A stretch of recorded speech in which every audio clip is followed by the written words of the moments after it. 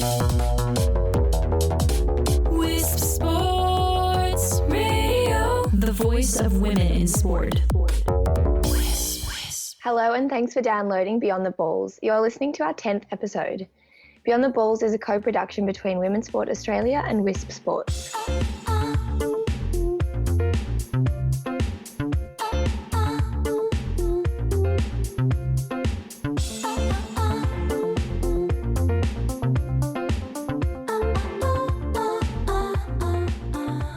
We're your hosts, Ella Smith and Georgina Mallon, here to discuss all the topics on women's sport off the pitch.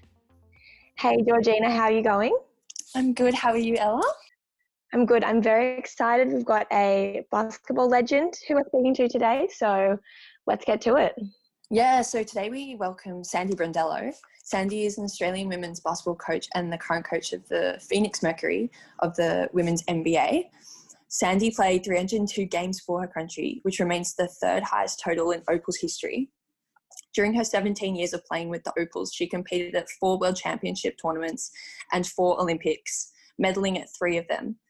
She played 10 seasons for the Brisbane Blaze in the Women's NBL and was named the Player of the Year in 1992 and MVP 1995. She also played in the German League team from 1992 to 2002. And in 1998 was drafted into the women's national NBA. Where she played for 5 years. Sandy was inducted into the Australian Basketball Hall of Fame in 2010, and Sandy has been coaching in the Women's NBA since 2005. And in her first year of coaching the Mercury, was awarded the Women's NBA Coach of the Year for her history-making season. Welcome, Sandy. Oh, thank you, ladies. It's great to be joining you today. So, Sandy, we'll start off. We'll go back to your childhood. You grew up on a sugarcane farm in Queensland and started playing basketball as a kid. How did you go from here, this rural town in Queensland, to the national team by the time you were 18? Look, that's always a great story. I think, I started when I was 9 years of age, and I was doing other sports and track and field, which I was pretty good at, got some speed from there. But I think growing up on a sugarcane farm, I helped my dad out on the farm with changing pipes. They didn't have the big sprays back in those days. So I was quite strong, and I don't know, I just had a natural talent for basketball, and I fell in love with it from the first day I actually played. And it's not that I did a lot of training, to be quite honest. The most training I did was really leading into an Australian championship, and my dad put a backboard made of just pieces of plywood, and he put them together, painted them, and put them on our water tank in the backyard. So I'd do some skipping and shooting, and so it was my success from a young age, even from a rural town. I like to talk about that because people think you can't achieve your goals from a small city like that. And I think if you have the right mindset and you continue to work hard, everything is possible. Yeah. So, Sandy, you played 10 seasons for the Australian Women's National Basketball League, 10 seasons in Germany where you won 10 national championships, and then you were drafted into the Women's NBA in 1998. What was the transition like from playing in the Australian and German leagues to then playing for the Women's NBA?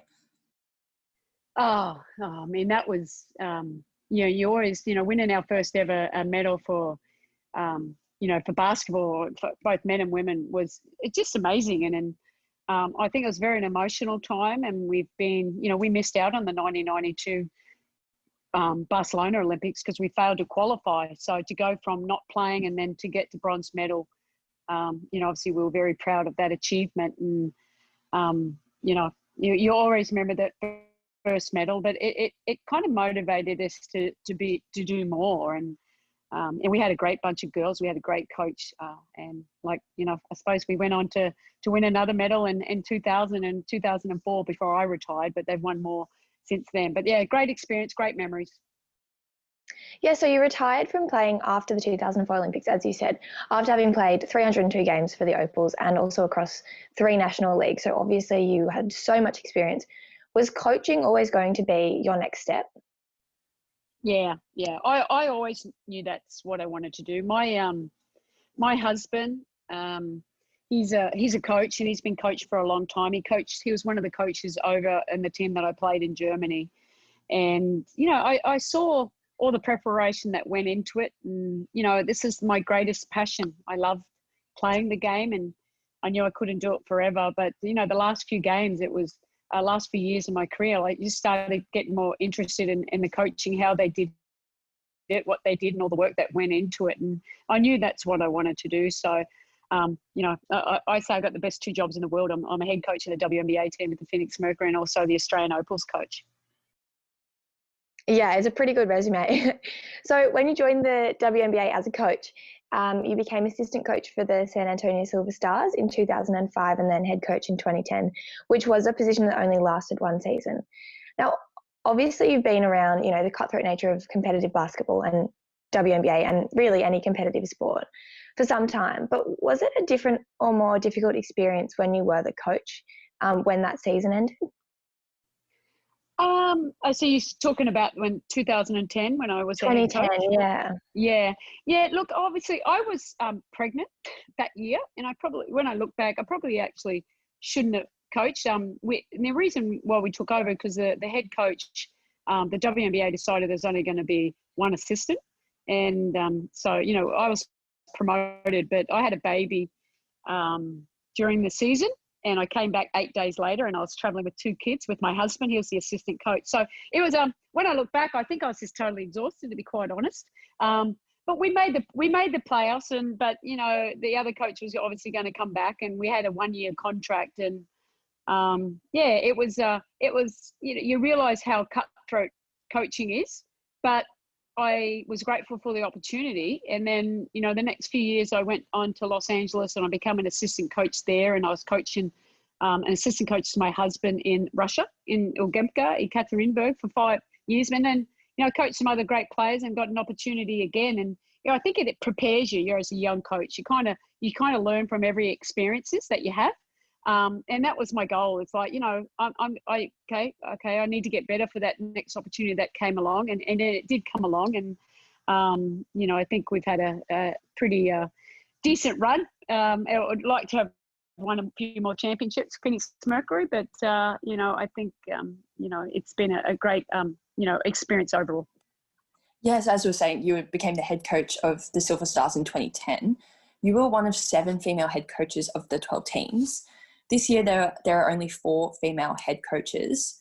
There's been calls to improve the pathways for women's NBA players to become coaches. Do you think there needs to be improvements to the system or better promotion of women in coaching positions? Or is that just that these current coaches are the most suited to the teams they are coaching?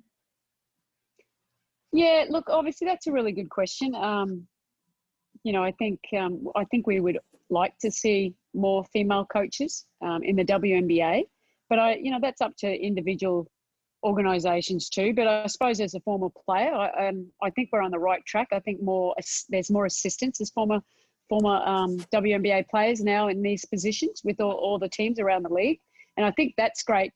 But hopefully that will change. I think, only 4 out of 12, I think that's probably not good enough. And hopefully we can, continue to give opportunities for, a lot of other great coaches out there that just need that opportunity. But we have a lot of experienced coaches here too. So, we'll see what the future holds.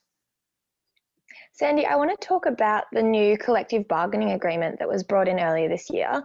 It's pretty amazing from what I've seen. It introduced some major changes to the previous agreement. The salary cap is 83% higher than it used to be at $215,000 US. Players will share a higher percentage of the revenue stream. They can get maternity leave with full salary, and some players can receive up to $60,000 in reimbursement for costs related to fertility treatment, surrogacy, and adoption, which is just such a step forward, and probably one of the only leagues to have an agreement such as this that I'm aware of. I'm wondering how this agreement influenced your team and your coaching, especially as someone who has been affiliated with the WNBA for so long as yourself, to see how it's changed over time. Yeah, look, I think that this new CBA and being a former player, obviously an organisation, the players are the product, and and we need to sorry, did that interrupt? And the players are the product, and we need to continue to, support them in every way possible. And I think the WNBA and the union came together and, with the help of the top players overseeing the union as well, and got a great agreement. Look, when I first entered the league, I was a fourth round pick, and I got $19,000. So now, the minimum wage is so much higher. You talked about how much it's increased over the years. And it's good that players, obviously everyone has to go overseas and earn their salary. So it gives them those opportunities, or maybe I don't need to play all year round because the salaries are getting higher and higher. Now, not obviously for all players, because you still have to fit it under a salary cap just over $1 million. But I think we're on the right track. And, we're females. We have a lot of players that are mothers. I have 3 on my team, and I'm, obviously being a mother myself, we're very family oriented, and I love having the kids around. I think that kind of gives everyone the balance. But yeah, it's great that, women are supporting women, and we continue to grow the league in the right direction. Yeah, there's definitely been an improvement in the coverage of women's basketball. Even at the moment, the WNBA's competition bubble is actually attracting more television coverage than normal. Obviously, the goal is for the WNBA to have a similar reach as the NBA, which is quite a lofty goal because the NBA is massive. What do you think needs to happen to boost the coverage and fan base of the WNBA? Look, I just think it's all about getting exposure. And even though this is a crazy situation that we're in at the moment with the pandemic and having to play a condensed season in a bubble, it's on the other side, on the pros of it, we've been able to get a lot more exposure, particularly when other sports weren't playing. Like, it's the most that we've ESPN, ABC, or any national TV has televised our games. So I think that what it's about, I think if we can get more eyes on watching our product, I think that's where we can gain a lot of fans, and then that helps get more corporate support too. I think we're on the right direction, but what you have to remember too, the NBA is so much more older than us, and they're going, we're going through what they did in the initial years of their growth. Even though we're 22 years of age, it's still, a league that's still growing, and it gets better and better. And obviously the wages in the NBA are crazy. It'd be nice to get someone like that, but will it happen? No, I don't think that's what we're after. But just decent salaries that can support a family and earn a really good living from. But I think individual players are being promoted way much better. And what really helps? The NBA players love. They watch the WNBA and they love the players, and they're tweeting their social media, and that certainly helps as well too. So I think we're going to go from strength to strength. But I think, not just the NBA players, but I think a little bit more media coverage, and which is what we've been getting, has helped our exposure to grow. Yeah, definitely. So what is it actually like from coaching a WNBA team to coaching the Australian Opals? I can imagine there are different pressures and different expectations with both teams. How do you transition between the different coaching environments? Yeah, look, really, in the end, it's just basketball. I mean, and my job is to prepare the team to be the best team they can be. And sometimes, it's we need to learn from, the losses that we have had. 2018, we had a really great year. We finished with a silver medal at the World Cup. In 2019, we really didn't have much time together, and we weren't never as good as we could be. So it was a learning experience, but that's the only way that we're going to continue to get better. But look, the difference, obviously, number one, Australian team are the Australians. So we're totally little different personality. How we are. But it really, but it's really not that too much, really. I mean, these WNBA players too. I mean, I've got some of the best players in the world too, but they're all, they're competitors. They want to win. It's just, the system really that I play with both teams is very similar, because I have similar kind of players like Liz Cambage and is a superstar. Obviously, everyone knows of her in Australia, but I have the USA starting center in Brittany Griner on my team too. That's 6'8". So very similar players that I have, and I don't change too much, but I think the biggest change is obviously the rules, the WNBA rules. Some of them with the timeouts and certain situations are different than FIBA rules. We have a defensive 3-second rule here on offense and defense in the WNBA, whereas in FIBA you don't, and we have less timeouts in FIBA. So I think that's the only adjustment I really have to make. Yeah, so the Opals are, like you said, did quite well in 2018. They're ranked second in the world behind the USA at the moment. So we've got the WNBL in Australia, the National League. And we've got such amazing players, like you said, going over to the States to play, going over to Europe. With Australia's, high-ranking and amazing players, where do you see the future of women's basketball within Australia going? Well, I think we have a great product, to be quite honest. I think we go from strength to strength. And even though we won't have imports this year, whenever we can get this season started because of the, COVID, we've got 11 of the 12 Opals playing in Australia. So I think that is great. It's not just for the Opals, but just for the standard of the league, the competition. There's only 8 teams, but the strength is really at a high level. And I think the only thing, it's just like the WNBA. It's like the way to promote a game is to getting more national TV exposure. I think we have the product, and now it's just, getting those opportunities to be on TV more often, and for the public to get to know the Opals players as individuals, because they're not just basketball players. Some really unique stories out there, which I think people are getting to know them more and more with the social media, and we're getting more publicity. But hopefully, we can continue it to grow. And so everyone's talking about everyone in the Opals, like they know who they are, and not just Patty Mills and Joe Ingles on the Boomer side. Yeah, absolutely. There's definitely been such an increased engagement, I reckon, with the Opals over the past few years. Now, we have just one more question for you, Sandy, and that's what's next for you? Obviously there's not a lot you can do at the moment. You're in the bubble, in the WNBA bubble, coaching for Phoenix, you're coaching for the Opals. Do you have anything else on the agenda coming up? Look, on my agenda would hopefully finish these next 11 games in the bubble on a high and get to the playoffs and win a championship. But that would be the first thing on my agenda. But look, with the Opals, it really depends on COVID. I don't think anyone really knows what's going to happen.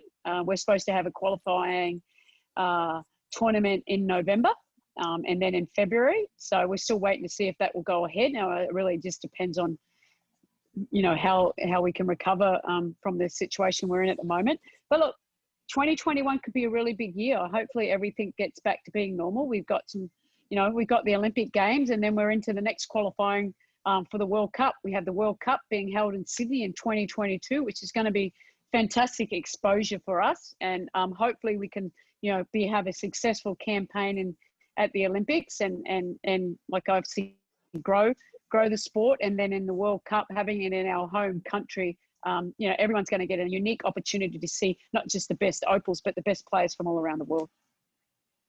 Yeah, absolutely.